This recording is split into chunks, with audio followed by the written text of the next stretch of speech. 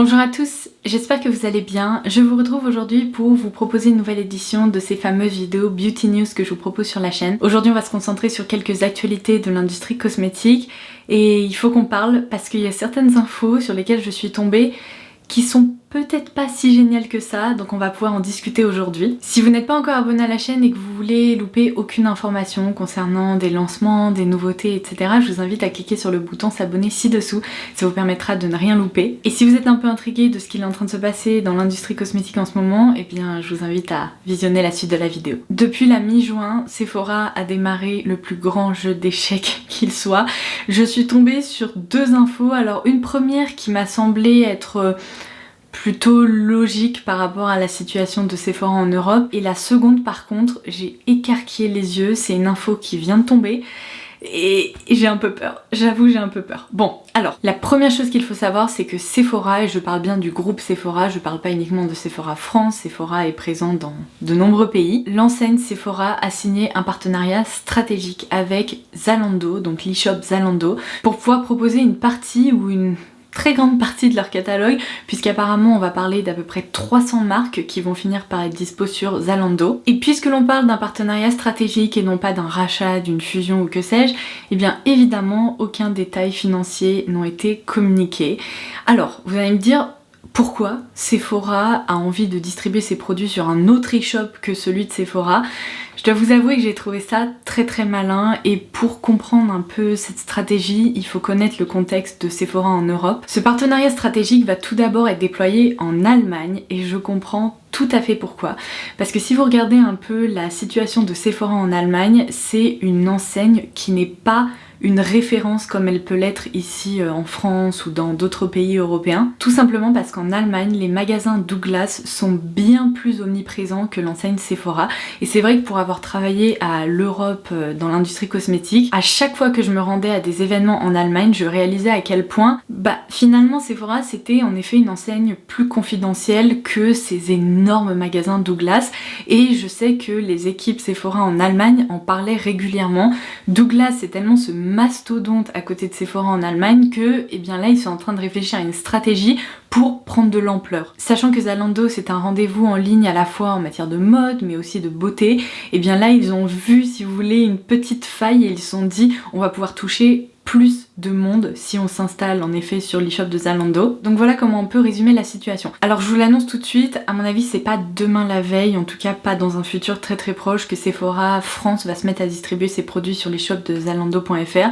À vrai dire je ne sais même pas comment ça va vraiment être déployé parce que d'un point de vue logistique etc ça risque d'être un peu compliqué à implémenter. Pour le moment on ne sait même pas si Zalando aura son propre stock de produits ou si les colis seront expédiés par Sephora depuis leur entrepôt. Donc affaire à suivre, peut-être que ça n'arrivera que l'année prochaine, peut-être que ça arrivera en 2024, j'en sais rien. Mais en tout cas c'est une info à garder en tête parce que Sephora est en train de déplacer ses pions. La deuxième info, et c'est vraiment cette info là qui m'a donné envie de vous filmer cette vidéo, quand j'ai vu ça je me suis dit oh là là là là.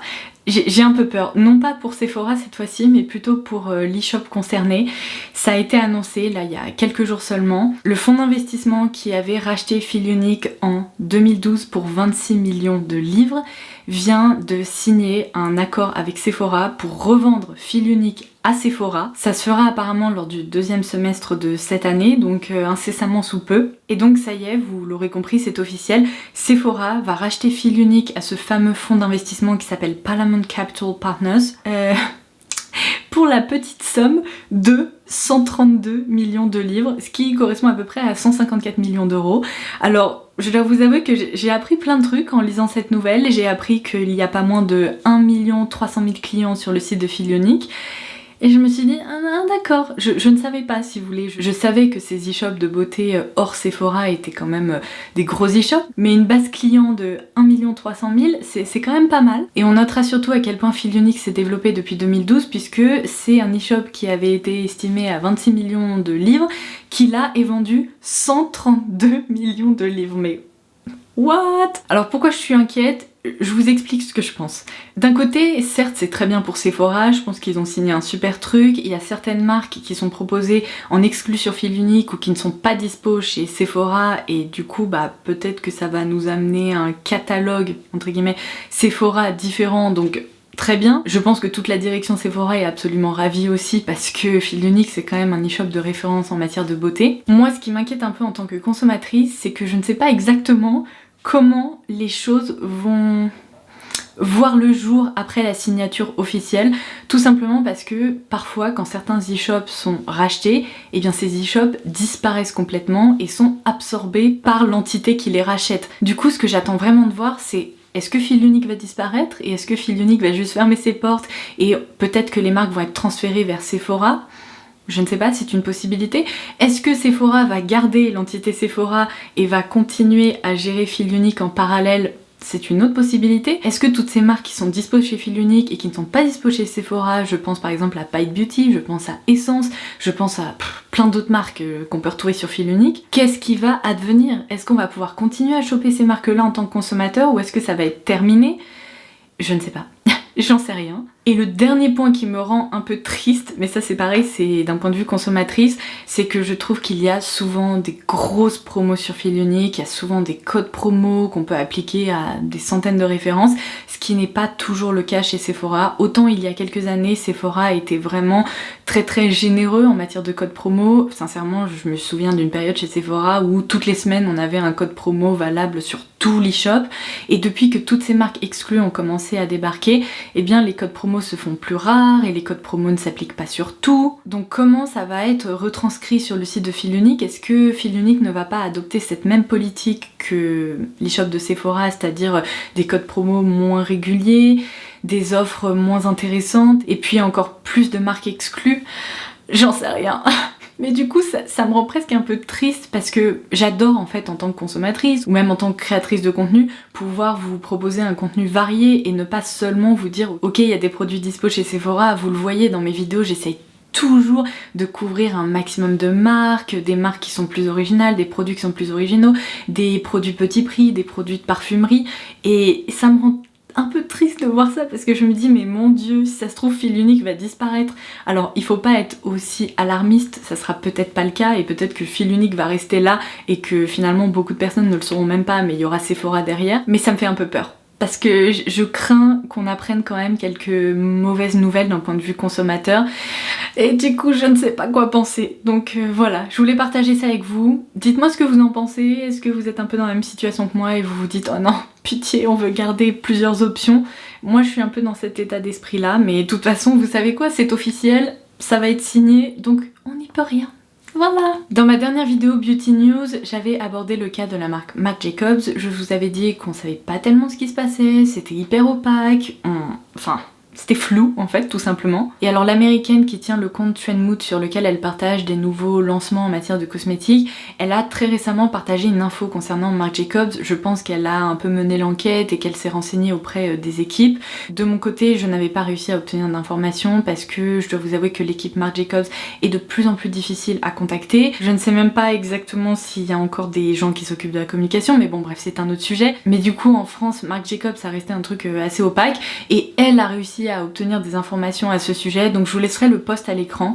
Ce qu'elle explique en fait, c'est que Marc Jacobs fait partie donc du groupe Kendo, qui est, vous savez, l'incubateur de marques de beauté LVMH. C'est l'entité qui permet à ces marques de se développer, qui réalise des partenariats commerciaux avec Sephora et compagnie. Et là apparemment ce qu'il est en train de se passer, et c'est pour ça qu'on a vu autant de promos sur les produits Marc Jacobs, à tel point qu'on se demandait si la marque n'allait pas disparaître, c'est qu'apparemment ce partenariat entre Marc Jacobs et Kendo arrive à expiration à la fin de l'année et visiblement l'équipe Marc Jacobs Beauty est en train de remettre en question ce partenariat et ils sont en train de se demander s'ils ne devraient pas rejoindre potentiellement un autre groupe ou assurer leur distribution eux-mêmes. Enfin vous savez, il y a toujours un milliard d'options. Et du coup si Marc Jacobs Beauty quitte Kendo, et bien peut-être qu'il y a certaines choses qu'on ne sait pas, mais peut-être que par exemple les packaging ont été déposés, que les idées de produits, les formulations etc. avaient été déposées par Kendo et du coup Marc Jacobs Beauty va devoir tout revoir, tout refaire, tout relancer. Et si tel est le cas, je comprends pourquoi on a vu autant de produits Marc Jacobs remisés,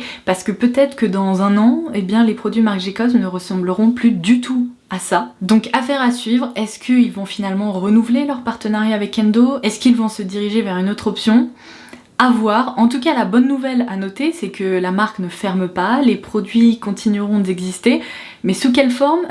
Ça c'est la vraie question. Alors ensuite j'insère dans cette vidéo un bon plan, une nouveauté qui pourrait potentiellement vous intéresser. C'est pas réellement une actualité, même si j'aime bien traiter ça comme une actualité parce que c'est hyper intéressant et sachant que c'est une offre limitée dans le temps, et bien il vaut mieux avoir l'info rapidement. Vous savez, Sephora ou Cult Beauty proposent souvent des coffrets ou des box qui sont offertes à partir d'un certain montant d'achat.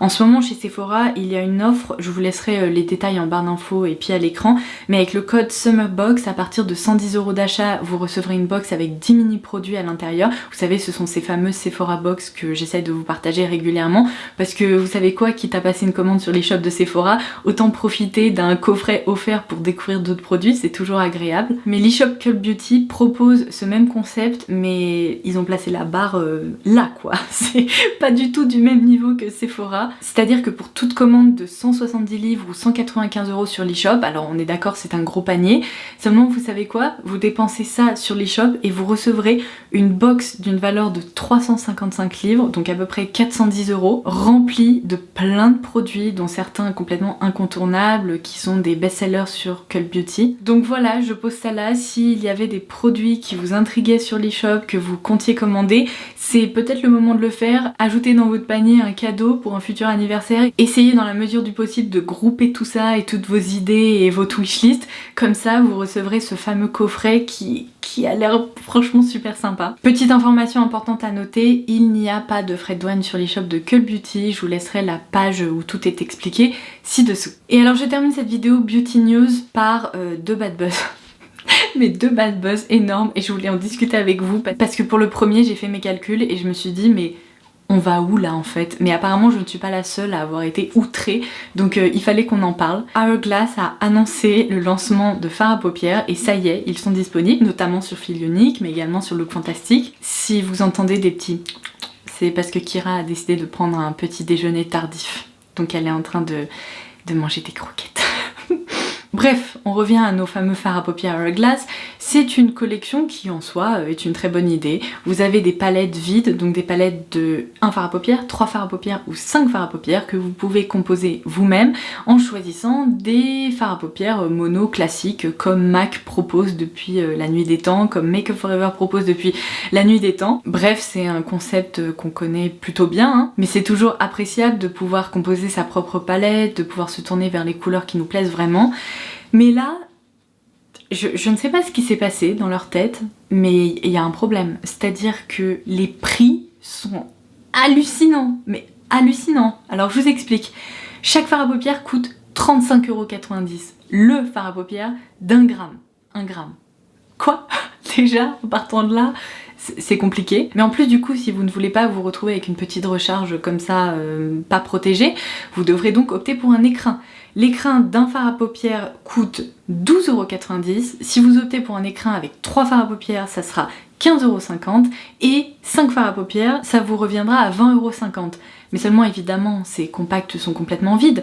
Donc si on regarde le tarif réel d'une palette d'un fard, d'une palette de 3 fards ou d'une palette de 5 fards, ça revient respectivement à 48,80 €, 123,20 € ou même 200 € pour 5 fards à paupières.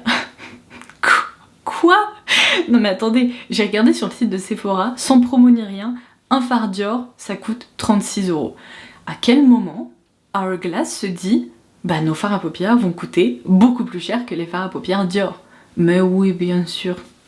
Ça c'était une bonne idée. Du coup quand les tarifs ont été annoncés, je vous raconte pas le bad buzz que ça a fait sur Instagram, évidemment tout le monde était révolté parce que ok on aime le maquillage mais là en fait, excusez-moi mais on nous prend un peu pour des pigeons, non? C'est pas possible. 200 € la palette de 5 fards à paupières, je sais pas vous, mais ces fards à paupières ont intérêt à être magiques. Ils ont intérêt à me préparer le petit-déj le matin, à me lisser la paupière, mais je sais pas, retrouver une paupière de bébé. En les portant, j'ai intérêt à recevoir à peu près 250 compliments par jour, minimum pour ce prix-là. Et j'espère qu'à ce prix-là, si quelqu'un décide de prendre une photo de mon maquillage à 500 mètres, eh bien mon maquillage sera parfait, il se verra parfaitement, parce que non mais c'est pas possible, en fait c'est juste pas possible. Un moment, il faut que ça s'arrête, je suis d'accord, on paye les jolis packaging, on paye la marque, on paye la qualité du produit, mais il y a rien en fait, qui justifie qu'un fard à paupières puisse coûter 50 € comme ça, ou jusqu'à 200 € pour 5 fards à paupières. C'est n'importe quoi! Donc vous l'aurez compris, ils ont fait un bad buzz. Je ne suis pas persuadée que cette gamme aura beaucoup de succès, parce que il m'est arrivé de craquer pour des produits qui coûtent très cher, on est d'accord. Mais ce sont des produits complètement singuliers, avec un packaging vraiment de collection, ou alors sont des produits innovants, ou je sais pas, des plus grandes palettes. Vous voyez, quand vous regardez un peu les tarifs des palettes Pat McGrath ou Natasha Denona, il y a énormément de choix. Ce sont vraiment des produits qui pourront vous accompagner et vous donner beaucoup d'options. Alors que là, 5 fards à paupières, si vous voulez, j'ai l'impression qu'ils vont pas pouvoir me donner beaucoup d'options. Enfin, c'est pas possible en fait. Donc dites-moi ce que vous en pensez, mais de mon côté, j'ai quand même l'impression que ça a été un des pires lancements de cette année. C'est pas possible. Voilà. Et alors, dernier petit bad buzz que je voulais aborder avec vous. Depuis, ce post a été retiré, il a été reposté sous une autre forme. Je ne sais pas si vous avez un peu suivi cette saga, mais en fait, Tarte a voulu remettre en avant un de ses produits incontournables que d'ailleurs je n'ai encore jamais testé, il faudra peut-être que je me penche sur son cas un jour. Il s'agit de cette fameuse base de teint qui est en fait un primer qui permet de flouter les pores, donc on applique par exemple au sol ou avant son fond de teint. Ils avaient posté une vidéo, je pense que c'est l'une de leurs make-up artistes ou une personne de leur équipe qui avait réalisé cette vidéo. Donc dans cette vidéo on voyait une très jolie femme qui appliquait donc ce primer, vous savez ici au niveau des ailes du nez, et alors... je ne sais pas, vous savez un peu comme dans des pubs mais complètement absurdes, ça faisait un truc complètement dingue où en fait grâce à un filtre ça floutait la peau et puis à la fin elle repartait avec une peau, je sais pas, d'alien, enfin c'était pas une peau humaine. Et si vous voulez, cette personne a fait une erreur fatale, elle disait à la fin de la vidéo regardez sans filtre comme c'est incroyable et tout, et évidemment, mais évidemment, enfin on est en 2021 en fait, tous les gens en commentaire ont dit mais c'est une blague en fait, parce que tout le monde voit qu'il y a un filtre sur cette vidéo, c'est pas du tout une texture de peau normale. Et du coup ça a lancé un tel bad buzz que Tarte a tout simplement supprimé cette vidéo, ils l'ont refaite avec certes un peu moins de filtre et ils l'ont repostée. Mais sauf que tous les gens avaient déjà vu la vidéo précédente. Et au lieu de s'excuser ou de dire que des filtres avaient été utilisés, eh bien ils ont fait un peu comme si de rien n'était, et je crois que ça a un peu énervé les consommateurs, parce qu'en plus beaucoup de personnes leur ont dit mais pourquoi vous ne montrez pas juste la réalité d'application de ce produit, parce que c'est visiblement un produit qui est très bon, qui permet vraiment de flouter les pores et qui fait partie des best-sellers de la marque. Donc tout le monde était un peu intrigué, vous voyez, par le fait que finalement autant montrer le produit dans une situation réaliste plutôt que d'appliquer autant de filtres et d'essayer de faire croire aux consommateurs que on arrivera à obtenir ce résultat là, alors que non, enfin en fait aucun produit vous permettra d'obtenir un résultat pareil. Et je trouve que c'est un exemple qui illustre très bien le fait que en 2021 le consommateur est beaucoup plus averti, le consommateur a aussi envie de voir des images plus réalistes, et je trouve que notamment dans l'industrie cosmétique, mais c'est pas la seule industrie, hein, en mode c'est la même chose, le recours au filtre ou à la retouche extrême, en fait ça se voit et c'est pas ce qu'on attend, parce que généralement, je ne sais pas vous, mais moi quand je fais des recherches sur un produit, j'ai envie de voir la texture, etc. Et c'est pour ça que dans mes vidéos, j'essaye de vous montrer des zooms de tous mes pores et de toute la texture de ma peau, parce que c'est ça que vous voulez voir exactement qu'est-ce que ça donne sur une vraie peau finalement. Et je pense que si les marques le comprenaient un peu plus et arrêtaient d'opter pour cette retouche extrême, eh bien certains produits fonctionneraient même mieux, parce qu'on se dirait ah mais ça c'est un rendu déjà qui est atteignable et c'est quelque chose que finalement je peux tout à fait reproduire à la maison. Donc voilà, je ne sais pas ce que vous en pensez non plus, mais moi je trouve qu'un peu de réalisme ça fait pas de mal, et j'ai l'impression que je suis pas la seule. Donc voilà, ça sera tout pour cette nouvelle édition des Beauty News du moment. J'espère vraiment que cette vidéo vous aura plu, que vous aurez pu apprendre certaines choses. J'attends vos ressentis en commentaire ci-dessous pour qu'on puisse commencer une conversation, parce que j'adore vous lire et j'ai hâte de voir un peu ce que vous en pensez. Sur ce, je vous embrasse très fort et je vous dis à très vite. Bye bye.